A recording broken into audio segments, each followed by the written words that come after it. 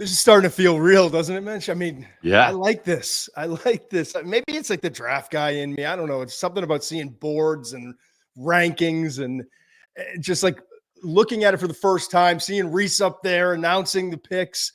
It finally feels like it's tangible, right?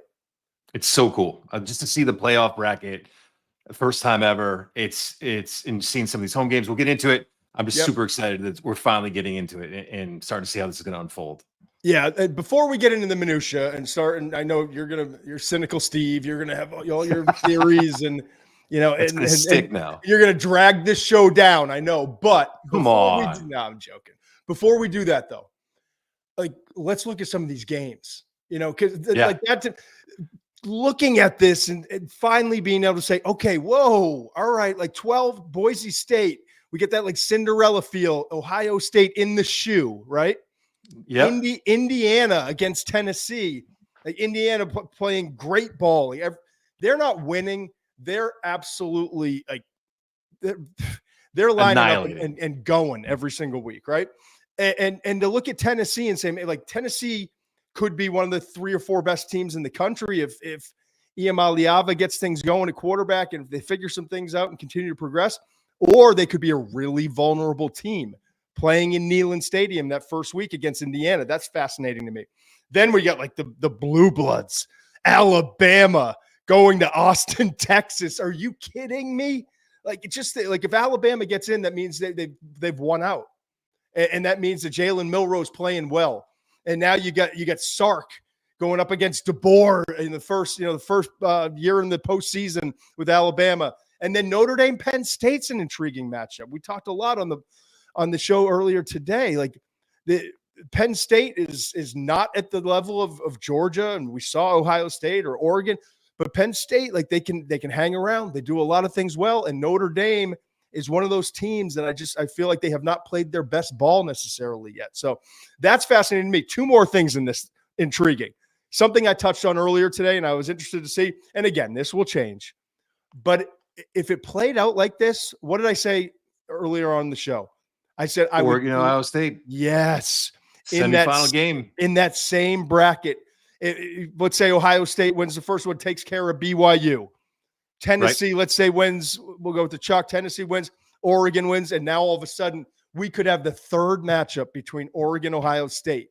That to me is fascinating. And then it's kind of like I said, the winner in that situation, it could be like the winner of the North and the West versus the South. If Alabama or Texas or Miami or Georgia winds up coming out of that bottom bracket in the semifinal. So I don't know. I just look at that and it's hard not to get fired up.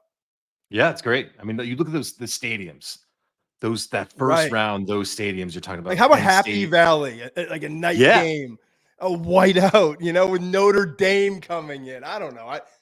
It's ludicrous to get this excited in the first week of November, but I'm pretty fired up.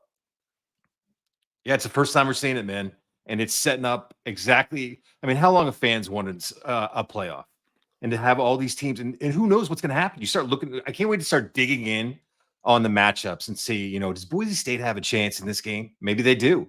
I thought they were a better team than people have thought. Hey, by the way, Boise State lost to Oregon by 3 points. I thought it was going to shock the world. Yeah.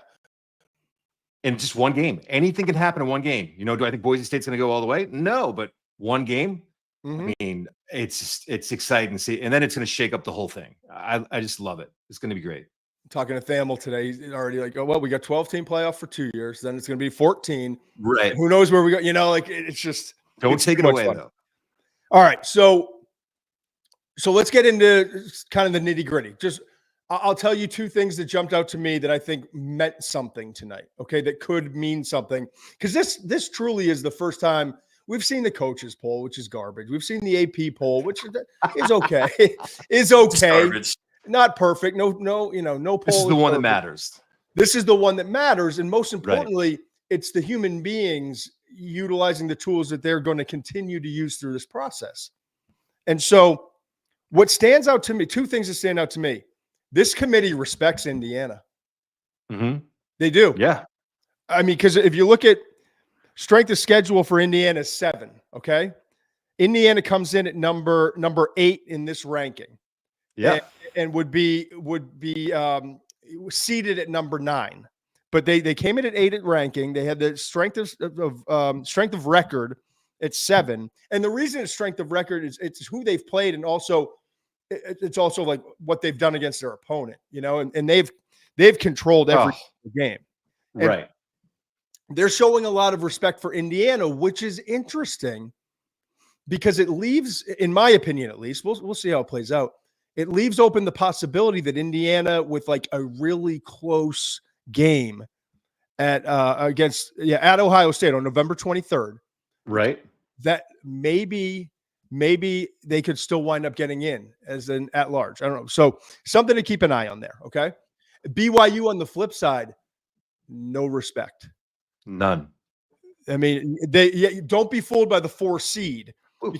The 4 seed, they go to the conference champions. So that's going to be, the SEC, the ACC, the Big 10, and then the Big 12 would be BYU. But they came in at number 9. Their strength of record was 4. They have 2 wins against top 25 teams. This is not being shown a lot of respect.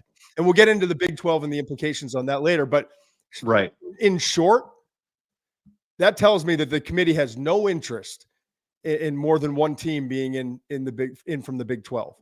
So like if Colorado makes this wonderful run that everyone's kind of hoping because of Coach Prime and Shador and Travis Hunter in the Heisman race, if they make this big run and they're able to get in the championship game and knock off a BYU, if that's how it plays out, I think they're in and BYU's out. But a lot to play here.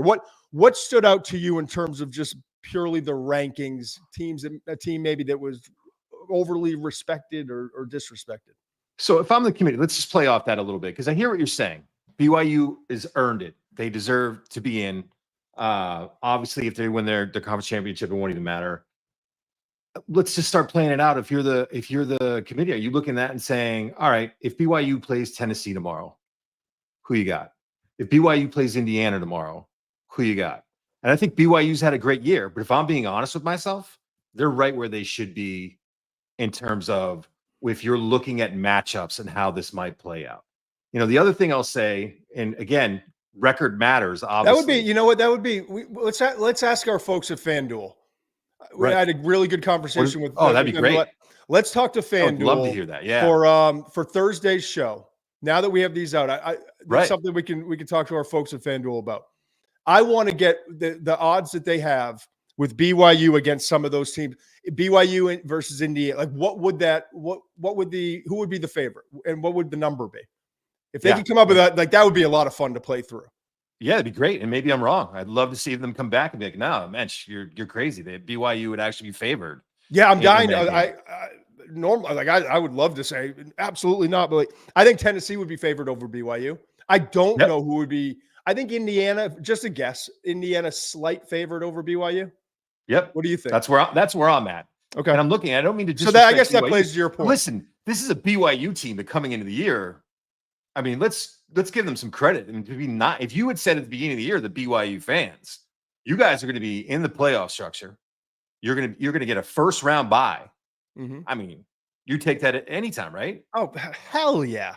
Dude, I think that they were, and we can ask the FanDuel folks this. I think they were dogs in like their first 7 games. Yeah, I would love their fan base to be pissed off, because that's great. I want them to be mad, but because obviously they're passionate about their team.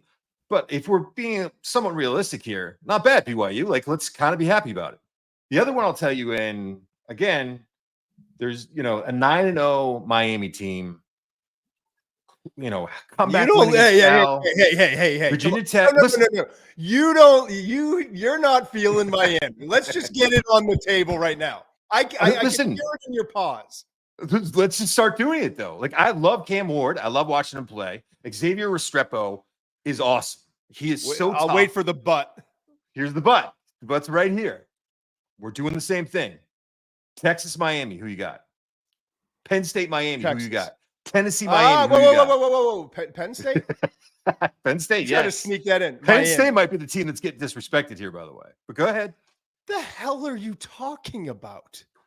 Georgia? They should have lost by 21 on Saturday. Yeah.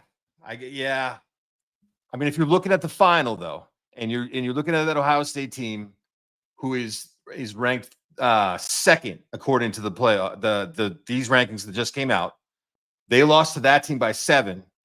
Texas lost to Georgia by 15, and by the way, Georgia's not playing well. I mean, you want to look at that way too. That Florida game is concerning. So if I'm Penn State, I'm like, why Texas lost to them by 15 and they're not playing that great, and we lost to an Ohio State team that took Oregon to the wire. Why are we behind Texas? Why are we behind Miami? All right. I mean, Miami fans are going to hate me. I like Miami. I think 7 would be great for Miami, or 6 would be great for Miami. Probably ahead of Tennessee. They're 9-0. I know, and they almost lost to Cal, and they almost lost to Virginia Tech. Yeah. What's their biggest game? Florida.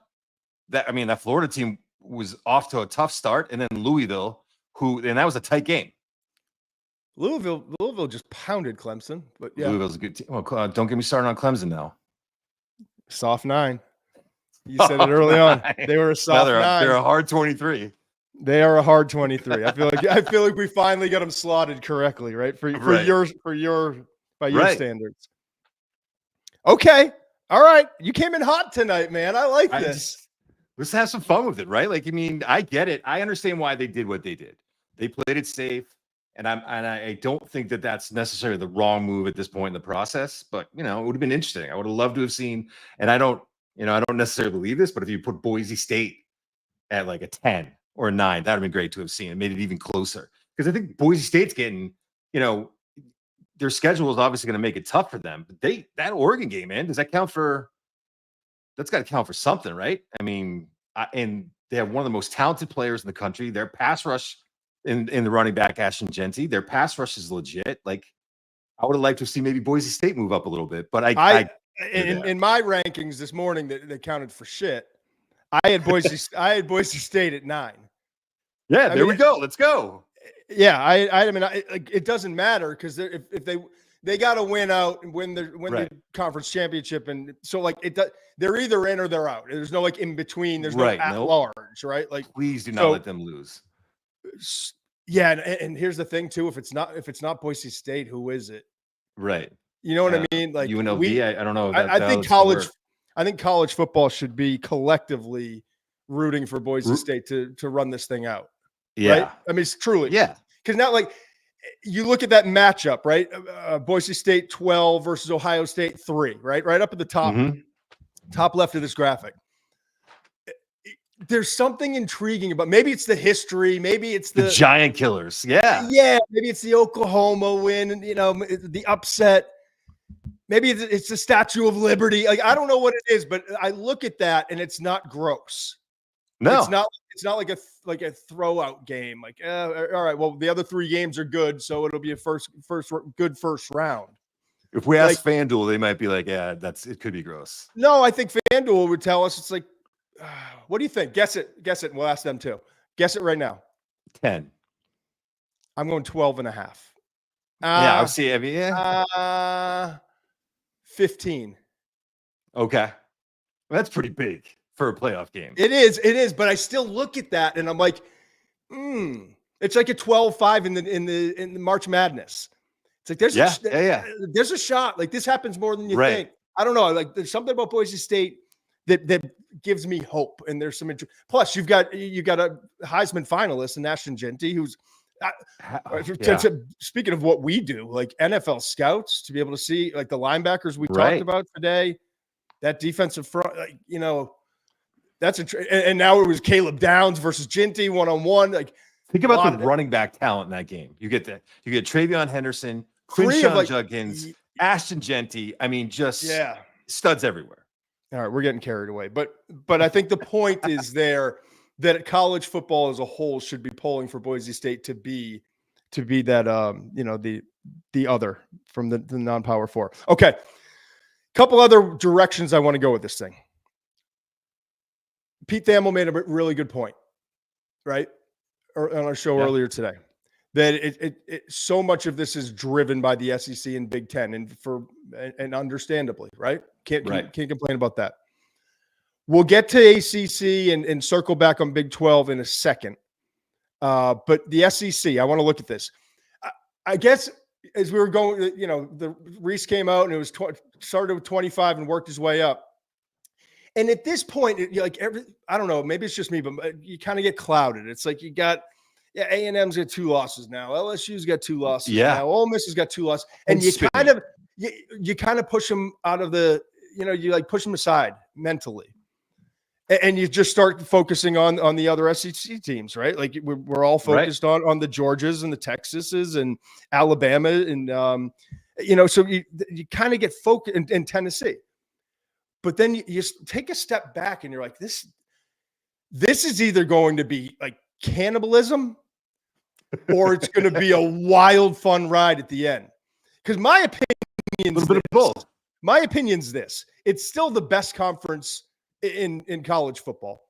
And while the Big Ten is great because Oregon is number 1, Ohio State 2, but the drop-off is severe in my opinion. I don't think Penn State's at the class.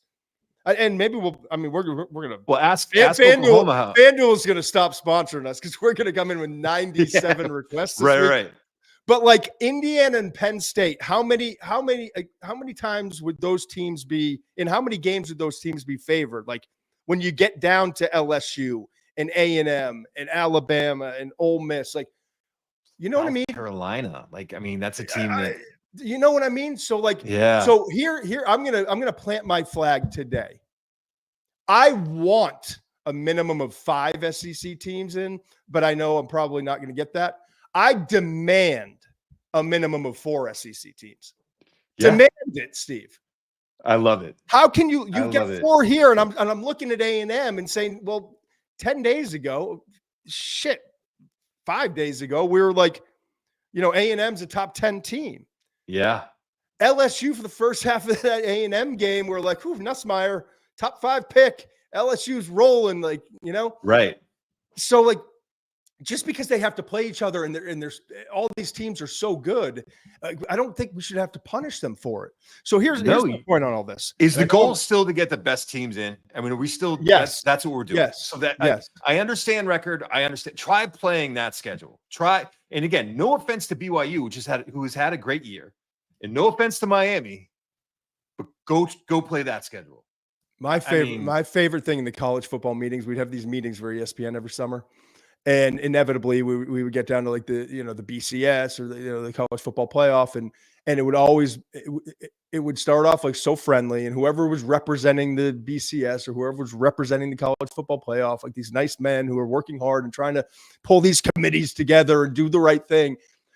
Inevitably, Herb Street would always sit in the back right corner of the conference room, right? Yeah. Huge conference room. Everyone in college football, from Fowler to McDonough to Steve Levy to, Pollock and Herbie and Dez and everyone. And Herbie's like, the one thing about Herbie that I love is what's the phrase with the soft, I can't think of it right now. It's too late at night. But basically, he'd almost be whispering into his mic, I'm just wondering. I appreciate what you're saying, but isn't it the goal to get the best 4 teams in? Right. And so it would start like that. The whole Florida State thing. It would escalate, and then everyone would start jumping in. It would become a fight between the chair and 75 college football analysts who are like arguing about all the different aspects of it. But ultimately, yes, it's about the 12 best teams. And my point in all of this, Muench, and I think is what you're alluding to, it's hard to look at this thing and say that if A&M goes on a run, or if LSU wins out, or if Ole Miss dropped 61 the other day. Yeah. They were whether it's like the and the transfer portal guys and just not having the cohesiveness and all that as a team. But Ole Miss is fully capable. Ole Miss is one of the 6 or 7 most talented teams in the country. Do not sleep on Ole Miss. Right. They got Georgia. This thing could get turned upside down. By the way, Texas Georgia plays A&M. You know what I mean? Like LSU, Alabama this week, Georgia, Ole Miss this week. Then Georgia plays Tennessee. Georgia better get that figured out quick, Texas man. A&M. Do you know what I'm saying? So, like, yeah, what looks so simple, this is not Georgia from the last couple of years. They're vulnerable. Right. Okay. Tennessee could be one of the 4 elite in the country, or they could really like lay an egg and just not play. So I'm fascinated to see how this SEC plays out. Yeah. Yeah, it's going to be super. And let's keep it in perspective, because I don't want people to think we're talking about out of both sides of our mouth. When we say it's not a great year for Georgia, Georgia runs away with the ACC. I mean, it's not a great, right. It's not a great year for Georgia, but that is how good the SEC is. That is how, thank you, how good they are. So we're not saying, oh, you guys just said that the SEC is so good, but Georgia's having a down year. Both of those things can be true. Runs away with the ACC and is. And you know, Oregon, Ohio State are the only 2 teams where I think that could legitimately put up a fight. You know, like those, right. They're on the same level as Georgia. Oregon, I think, has played at a slightly higher level. Ohio State is right there with Georgia, but like, yeah. I just imagine Signetti in his office watching this clip, just getting more fired up about how he's going to figure out how to beat Ohio State and make this like the most historic year for Indiana ever. But I mean, I don't look at that roster and as impressive as they've been, I just don't look at that roster and say no, that they could compete with the teams that we're talking about right now. I think they've done an amazing job. Well, let's but I just want to say something real quickly. It's November 5th. It's Tuesday. Yep. People are probably going to watch this on Wednesday the 6th. So what are the games? The games are on like the 9th. I don't have the calendar, whatever it is. Come Sunday, Alabama loses in Baton Rouge. LSU gets that win. Like LSU's an afterthought right now, right? Nussmeier comes out, starts slinging it, right? And you know he can. Nussmeier comes out and starts slinging it against Alabama in Baton Rouge, the crowd going nuts, primetime game. Game day was there. All of a sudden, this 2-loss team that's like tucked away at 15 is the talk of college football. Rise, right? Yeah. Just file that away. That game's massive. Absolutely massive. All right. Sorry. Now, you were talking about Indiana. Let's get to the Big Ten. Yeah. Well, I was backing up your point of saying it's Ohio State and it's Oregon and then it's Ohio State. And those are the teams that you trust against that SEC just slate, that the just all of that talent at the top of the SEC. And as much as I like Indiana, and it's such a good story. Prove me wrong. I hope they prove me wrong. I want Indiana to win out. I mean, it would be the best story.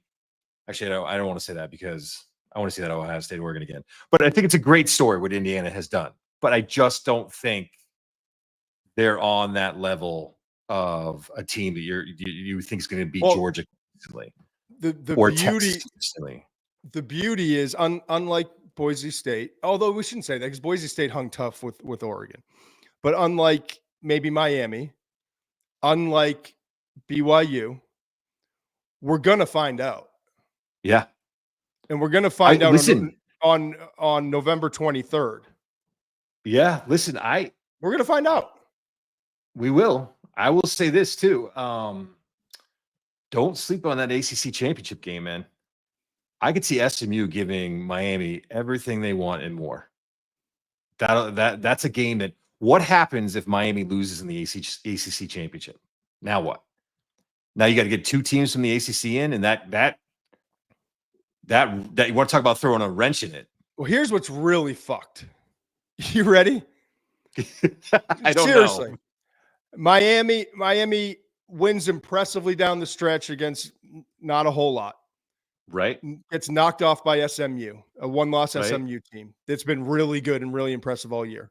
Yep. So now you've got probably at that point, Miami's undefeated. Like they could be 2 or 3, right? Going into the championship week. Yeah. They could be 2 or 3 in the country, right? Right. Okay. Because we're talking about Georgia. Like Georgia's got a couple tough games. Like Ohio State, they could be 2 or 3 in the country. Miami. They get knocked off. So are they going to drop to 13? Their only loss would be the team that's 13 now. I mean, could you justify? So follow this train now. Right. Now Indiana loses by a point. at Ohio State and kicks everyone else's ass, which it's done to this point. Right. How do you keep Indiana out? How do you keep Miami out? Remember, Indiana got respect today. This committee respects Indiana. They've got them at number 8. Yep. Right? They've got them at number 8, and here you see the number 9 seed. So Indiana loses that one game, and remember then Ohio State and Oregon are playing by a point. Battle, like epic battle, back and forth. It's interesting because now all my complaints, planting the flag with minimum 4 teams, would like to see 5 from the SEC. Right. That gets demolished pretty quickly. Unless Notre Dame is out. Mm-hmm. Good point. So now Notre Dame's sitting there, and then, man, that is not ideal for that to break that way. And no offense to SMU, is a great team. But again, it's like Pete Thamel made the point this morning. It's a Power 2 conference thing now. It's not a Power 4. It's not a Power 5. It's Power 2. It's SEC in the Big Ten, and you want to stack those teams in this tournament. Notre Dame has 1-8 for Florida State this Saturday. Virginia, they've got a ranked Army, and then USC just like they didn't hold up their end of the bargain. It's end of the bargain, right? So like that was supposed to be a win over Texas game. A&M, but loss over Northern Illinois. They've got the worst loss of any team in the picture, and by a lot. They got outgained by 102 yards in that game. Yep. And they beat A&M, and A&M, that looked like a great win just the other day. Now it looks like a really good win. Yeah. But yeah, no, Notre Dame's interesting. There's no room for error, but I also don't see any error coming up unless USC with this new quarterback that Pete Thamel told us about. If Texas A&M fades and that win looks weaker and weaker, and Notre Dame doesn't handle teams, let's say Notre Dame goes and wins by 7, wins by 4. Notre Dame wins out, they're in. Notre Dame wins out, they're in. I'll save you the drama. This is what's great about it. What a rabbit hole. My head was spinning thinking about I was like, how many of these like possibilities or scenarios are we going to get into? And I started to like try to prep a little bit. I was like, I got to stop. It's like conspiracy level stuff, how far you can go with it. Indiana goes and kicks Michigan's ass. Loses by 1 in a brawl to Ohio State, and then swipes Purdue. Is it enough to get in? Yeah. We haven't even talked about Ohio State losing the second game to Indiana. You can't.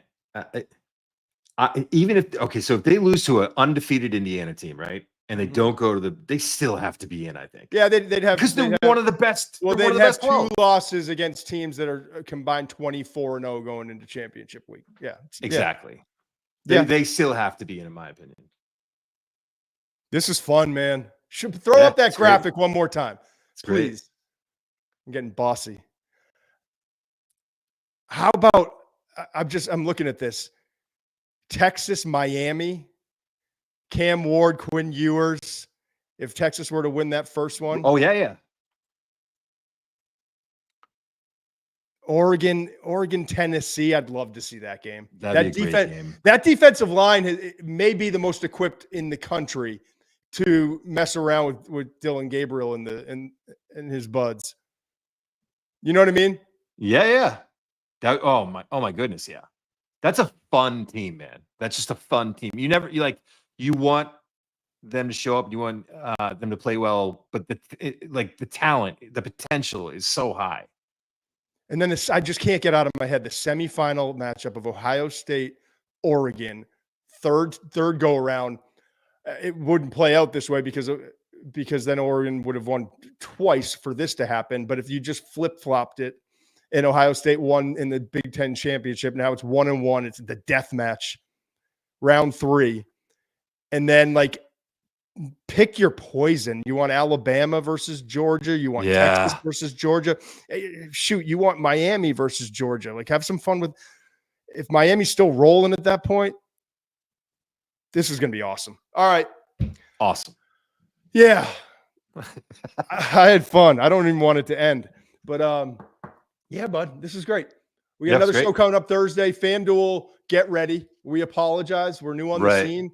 Just week 3 of our show. We've gone easy. We've done our reads. We've done all the right things. We're about to get a little crazy with this, and I'm excited. And yeah, I'm looking forward to Thursday too. Big Cam Ward breakdown. A lot of time on him.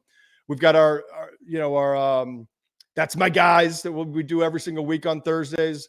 We've got where the scouts are going to be this week. I've got a sneaking suspicion that Baton Rouge is going to be a big focus there. And I just want to show you, for anyone who's watching on this, I sent a little text to my buddy down in Baton Rouge. Can you? Yeah, you can read it. Yeah. Look at. I was just, hey, how would you tell me about what you would do to design your weekend? You get friends coming into town. Look at, we got a lot of fun to unpack. God. I got a whole weekend planned in Baton Rouge. You know what? We may have to just fire up the Muench jet, get down there, hang out with Let's go. Priscillo, Stanford Steve. It's literally the one weekend in college football I get jealous of. That's my weekend down there. So, all right, been a blast. Get that awesome wheels up in the Muench jet. Let's talk to FanDuel about that. All right, we'll see you soon. Oh my gosh. See you, man.